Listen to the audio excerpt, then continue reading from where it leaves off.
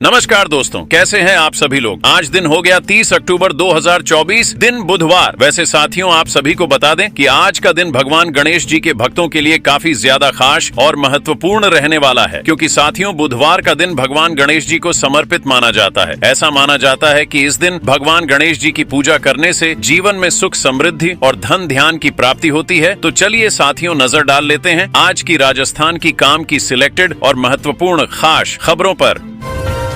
बड़ी खबर, दिवाली से पहले राजस्थान में बड़ा प्रशासनिक फेरबदला। देर रात जारी हुई 125 तहसीलदारों की ट्रांसफर लिस्ट। जी हां साथियों, राजस्थान में धनतेरस से पहले प्रशासनिक फेरबदल की एक महत्वपूर्ण लहर आई है। सोमवार देर रात 125 तहसीलदारों और नायब तहसीलदारों के ट्रांसफर की सूची जारी की गई है, जिसमें कई प्रमुख नाम शामिल हैं। इस लिस्ट में सबसे पहला नाम अनिरुद्ध देव पांडे का है, जिन्हें जयपुर से लाडनू ट्रांसफर किया गया है। वहीं अन्य महत्वपूर्ण ट्रांसफर में भार्गवी सांधू और गोवर्धन सिंह को जोधपुर, देसला रात परिहार को सांचौर, रायमल को भी सांचौर, धर्मेंद्र कुमार मीणा को कोटकासिम, इमरान खान को अजमेर, दिनेश कुमार साहू को भीलवाड़ा, दिनेश कुमार शर्मा को चौमू और हातिम खान को जोधपुर भेजा गया है। बता दें कि यह फेरबदल दिवाली से पहले प्रशासनिक व्यवस्था को सुदृढ़ करने के लिए किया गया है और इससे विभिन्न क्षेत्रों में अधिकारियों की कार्य प्रणाली में बदलाव की उम्मीद की जा रही है। वही अगली बड़ी खबर है कि राजस्थान के 8 जिलों को क्रिटिकल केयर ब्लॉक्स की सौगात। पीएम मोदी ने वर्चुअली किया शिलान्यास। जी हां साथियों, प्रधानमंत्री नरेंद्र मोदी ने नई दिल्ली से 12,850 करोड़ रुपए से अधिक की स्वास्थ्य परियोजनाओं का शुभारंभ और शिलान्यास किया। इस दौरान राजस्थान के 8 जिलों को PM Ayushman Bharat health infrastructure mission के तहत क्रिटिकल केयर ब्लॉक्स की सौगात दी गई। वीडियो कॉन्फ्रेंसिंग के माध्यम से इस कार्यक्रम में राजस्थान के मुख्यमंत्री भजन लाल शर्मा भी जुड़े और उन्होंने भरतपुर के RBM अस्पताल में कार्यक्रम में भाग लिया। मुख्यमंत्री ने इस अवसर पर कहा कि आयुर्वेद दिवस का वैश्विक स्तर पर 150 से अधिक देशों में मनाया जाना भारत के प्राचीन अनुभवों के प्रति बढ़ते आकर्षण का प्रमाण है। वही अगली बड़ी खबर है कि डिडवाना में 10 करोड़ का साइबर फ्रॉड, गरीबों के बैंक खाते का कर रहे थे इस्तेमाल, कई आरोपी गिरफ्तार। जी हां साथियों, राजस्थान के डिडवाना में 10 करोड़ रुपए के साइबर फ्रॉड का मामला उजागर हुआ है। पुलिस ने इस बड़े साइबर क्राइम का पर्दाफाश करते हुए कई आरोपियों को गिरफ्तार किया। इन अपराधियों ने बेरोजगार और गरीब लोगों को निशाना बनाकर उनके बैंक खातों का इस्तेमाल ठगी के लिए किया। पुलिस के अनुसार ये आरोपी गरीबों से उनके बैंक खाते लेकर उसका उपयोग साइबर क्राइम में करते थे, जिससे किसी को शक न हो। ठगी का यह तरीका बेहद चौंकाने वाला है और इस घटना से लोग सकते में हैं। जी हां साथियों, राजस्थान में बढ़ते साइबर अपराधों को रोकने के लिए पुलिस और प्रशासन लगातार अभियान चला रहे हैं, परंतु अपराधी नए तरीके अपनाकर आम लोगों को निशाना बना रहे हैं। पुलिस ने आम जनता से अपील की है कि वे अपने बैंक खातों की जानकारी किसी भी अनजान व्यक्ति के साथ न बांटें और ऐसी ठगी से बचने के लिए सतर्क रहें। वही अगली बड़ी खबर है कि किसी के साथ अन्याय नहीं होगा। SI भर्ती परीक्षा पर फैसले में देरी को लेकर बोले जोगाराम पटेल। जी हां साथियों, जयपुर में आयोजित NDTV के हेल्दी इंडिया कॉन्क्लेव में राजस्थान के कैबिनेट मंत्री जोगाराम पटेल ने SI भर्ती परीक्षा पर जारी सस्पेंस पर बड़ा बयान दिया। उन्होंने स्पष्ट किया कि भजन लाल सरकार हर पहलू की गहनता से जांच कर रही है, जिसके कारण कमेटियों के फैसलों में समय लग रहा है। पटेल ने कहा कि मैं विश्वास दिलाता हूं कि किसी के साथ अन्याय नहीं होगा। उनके इस बयान ने छात्रों और प्रतियोगियों के बीच उम्मीद जगाई है कि सरकार भर्ती प्रक्रिया में पारदर्शिता और न्याय सुनिश्चित करने के लिए गंभीरता से काम कर रही है। बता दें कि इस दौरान मंत्री ने सरकार की प्रतिबद्धता को भी रेखांकित किया कि भर्ती परीक्षा से जुड़े सभी मुद्दों का गंभीरता से समाधान किया जाएगा, ताकि योग्य उम्मीदवारों को उनका हक मिल सके। वही अगली बड़ी खबर है कि राजेंद्र गुड़ा का विवादित बयान। बोले, संविधान में कहां लिखा है कि पाकिस्तान जिंदाबाद नहीं बोल सकते। जी हां साथियों, राजस्थान में उपचुनाव के प्रचार के बीच झुंझुनू से निर्दलीय प्रत्याशी राजेंद्र गुड़ा का एक बयान विवादों में आ गया है। गुड़ा ने पाकिस्तान जिंदाबाद के नारे को लेकर कहा कि देश के संविधान में कहीं नहीं लिखा है कि ऐसा नारा नहीं लगाया जा सकता। गुड़ा के इस बयान ने सियासी माहौल को गरमा दिया है। राजनीतिक दलों के नेताओं ने इस बयान की तीखी आलोचना की है और इसे देशभक्ति और राष्ट्रवाद से जुड़े सवालों के खिलाफ बताया है। उपचुनाव के इस समय में इस बयान ने बहस को और अधिक तीखा बना दिया है, जिससे विभिन्न दलों के बीच बयानबाजी तेज हो गई है। वही अगली बड़ी खबर है कि धनतेरस पर सीकर में बड़ा हादसा, पुलिया से टकराई बस, 12 लोगों की मौत। जी हां साथियों, धनतेरस के त्योहार पर राजस्थान के सीकर जिले से एक दर्दनाक खबर सामने आई है। लक्ष्मणगढ़ इलाके में मंगलवार को एक बस हादसे में 12 लोगों की मौत हो गई और 30 से ज्यादा लोग घायल हो गए। हादसा मंगलवार दोपहर करीब 2 बजे हुआ, जब सालासर से लक्ष्मणगढ़ आ रही एक बस अनियंत्रित होकर पुलिया से टकरा गई। इस घटना में गंभीर रूप से घायल लोगों को लक्ष्मणगढ़ और सीकर के अस्पतालों में भर्ती कराया गया है। धनतेरस के मौके पर जहां पूरे देश में लोग खरीदारी और खुशियां मना रहे थे, वहीं इस हादसे ने दर्जनों परिवारों में मातम फैला दिया। हादसे की सूचना मिलते ही पुलिस मौके पर पहुंची और राहत कार्य शुरू किया। वही अगली बड़ी खबर है कि उपचुनाव की चुनौती को तैयार मदन राठौड़ बोले, सीएम के साथ होगा मेरा लिटमस टेस्ट। जी हां साथियों, राजस्थान विधानसभा उपचुनाव को लेकर प्रदेश में राजनीतिक माहौल गर्म है और पार्टियां जीत के दावे कर रही हैं। बीजेपी के सामने उम्मीदवारों की घोषणा के बाद बागियों की चुनौती थी, जिसे प्रदेश अध्यक्ष मदन राठौड़ और मुख्यमंत्री भजनलाल शर्मा ने सफलतापूर्वक संभाल लिया है। मदन राठौड़ ने उपचुनाव को चुनौती मानते हुए कहा कि यह चुनाव उनके और सीएम के लिए एक लिटमस टेस्ट होगा। उनका मानना है कि इस चुनाव के परिणाम उनके और सीएम की जोड़ी की परीक्षा साबित होंगे। वही अगली बड़ी खबर है कि आदर्श सिनेमा के पीछे ठहरे थे लॉरेंस बिश्नोई के शूटर सुनील पहलवान पर हमले की साजिश नाकाम। जी हां साथियों, श्रीगंगानगर में कांग्रेस नेता के भांजे की हत्या की साजिश के तहत गैंगस्टर लॉरेंस बिश्नोई के 7 शूटर आदर्श सिनेमा के पीछे कमरों में ठहरे थे। ये कमरे हनुमानगढ़ के निवासी सुखराम ने उन्हें दिलवाए थे, जहां से शूटरों ने सुनील पहलवान की रैकी भी शुरू की थी। दिल्ली पुलिस की स्पेशल काउंटर इंटेलिजेंस सेल ने वारदात से पहले ही शूटरों को हथियारों के साथ गिरफ्तार कर लिया। दिल्ली पुलिस ने श्रीगंगानगर में 2 बार रेड की, लेकिन लोकल पुलिस को इसकी भनक तक नहीं लगी। शूटरों से पूछताछ के दौरान लॉरेंस बिश्नोई के करीबी आरजू बिश्नोई का नाम भी सामने आया, जिसने सुनील को मारने की सुपारी दी थी। वही अगली बड़ी खबर है कि बीजेपी के बाकी नेता निर्मल सुरा ने नामांकन वापस लिया। मदन राठौड़ ने जताया आभार। जी हां साथियों, राजस्थान विधानसभा उपचुनाव 2024 के लिए बीजेपी से टिकट नहीं मिलने के बाद निर्मल सुरा ने निर्दलीय चुनाव लड़ने का ऐलान किया था और नामांकन भी दाखिल किया था। हालांकि बीजेपी नेताओं की कोशिशों के बाद उन्होंने अपना नामांकन वापस ले लिया है और बीजेपी उम्मीदवार सुखवंत सिंह का समर्थन किया है। बीजेपी प्रदेश अध्यक्ष मदन राठौड़ ने सुरा के इस निर्णय पर आभार व्यक्त करते हुए कहा कि उनका बीजेपी के प्रति समर्पण हमेशा अनुकरणीय रहेगा। रामगढ़ सीट पर बीजेपी ने सुखवंत सिंह को अपना प्रत्याशी घोषित किया है। बता दें कि इसमें दिलचस्प बात यह है कि सुखवंत सिंह पहले बीजेपी से बाकी होकर चुनाव लड़े थे, लेकिन अब वह फिर से पार्टी में शामिल हो गए हैं। इस घटनाक्रम ने बीजेपी के अंदर एकता को दर्शाया है और चुनावी रणनीति को मजबूत किया है। वही अगली बड़ी खबर है कि राजस्थान में काउ पॉलिटिक्स। गो तस्करी के आरोपी को मिली जमानत, टीकाराम जूली ने भजनलाल सरकार को घेरा। जी हां साथियों, राजस्थान में गो तस्करी के आरोपी को जमानत मिलने के बाद राजनीतिक हलचल तेज हो गई है। सुप्रीम कोर्ट ने राजस्थान सरकार द्वारा वकालतनामा पेश नहीं करने के कारण आरोपी को जमानत पर रिहा कर दिया। न्यायाधीश सूर्यकांत और न्यायाधीश उज्ज्वल भुइयां की खंडपीठ ने इस मामले में नजीम की अपील पर यह आदेश दिया। आरोपी के खिलाफ फरवरी 2021 में करौली जिले के नादोती थाने में मामला दर्ज हुआ था, जिसमें 26 गायें बरामद की गई थीं। आरोपी तब से फरार था, लेकिन पुलिस ने अप्रैल 2024 में उसे गिरफ्तार कर लिया। बता दें कि भाजपा नेता टीकाराम जूली ने इस मामले पर भजनलाल सरकार को घेरते हुए आरोप लगाया कि सरकार की असमर्थता के कारण ऐसे मामलों में न्याय मिलने में देरी हो रही है। उन्होंने कहा कि गो तस्करी जैसे गंभीर अपराधों को रोकने के लिए सरकार को ठोस कदम उठाने की आवश्यकता है। वही अगली बड़ी खबर है कि धौलपुर में नकली मिठाई कारोबारी पर पुलिस का छापा। जी हां साथियों, धौलपुर में पुलिस ने एक बार फिर नकली मिठाई कारोबारी के घर पर छापेमारी की है। खाद्य विभाग की टीम ने हाल ही में कारोबारी के गोदाम से नकली मावा को नष्ट करते हुए मिठाइयों के सैंपल लिए थे, लेकिन इसके बावजूद यह कारोबारी उत्तर प्रदेश और मध्य प्रदेश में भारी मात्रा में नकली मावा और मिठाइयों की खेप भेज रहा था। इसकी गंभीरता को देखते हुए एएसपी सुमित मेहरड़ा के निर्देश पर पुलिस ने कारोबारी के दफ्तर, कोल्ड स्टोरेज और कारखाने पर एक साथ छापा मारा। पिछले कुछ महीनों में भी इस कारोबारी के खिलाफ कार्रवाई की गई थी, लेकिन उसे बिना किसी दंड के छोड़ दिया गया था। वही अगली बड़ी खबर है कि दिवाली से पहले 21,000 दीपों से रोशन हुई राजसमंद झील की ऐतिहासिक नौचौकी पाल। जी हां साथियों, दीपोत्सव के मौके पर राजसमंद नगर परिषद और जिला परिषद के संयुक्त तत्वाधान में एक शाम राजसमंद झील कार्यक्रम आयोजित किया गया। इस अवसर पर ऐतिहासिक नौचौकी की पाल पर एक साथ 21,000 दीप जलाए गए, जिससे झील की महाआरती की गई। बता दें कि इस भव्य आयोजन में राजसमंद विधायक दीप्ति माहेश्वरी, नगर परिषद सभापति अशोक टांग, जिला कलेक्टर बाल मुकुंद असावा और पुलिस प्रशासन के कई अधिकारी शामिल हुए। कार्यक्रम में हजारों स्थानीय लोग भी मौजूद रहे, जिन्होंने दीपों की रोशनी में झील के सुंदर दृश्य का आनंद लिया। यह आयोजन राजसमंद की सांस्कृतिक धरोहर को उजागर करने का एक महत्वपूर्ण अवसर था।